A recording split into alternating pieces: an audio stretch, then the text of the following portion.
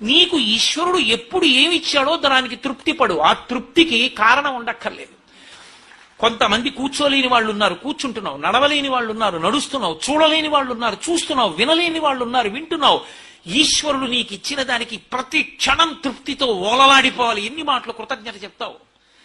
అది మానేసి ఎప్పుడు ఏదో పోయిన దాన్ని తలుచుకుని ఏడవడం కాదు, వచ్చేదాన్ని ఊహించుకుని అలా జరిగితే బాగుండని కనుబొమలు ఎగరేయడం కాదు. ఇప్పుడు ఇక్కడ నీకు ఈశ్వరుడు వర్తమానంలో ఏమిచ్చాడో దానితో తృప్తిగా ఉండడం అలవాటైతే వాణ్ణి మించిన భాగ్యవంతుడు లేడు.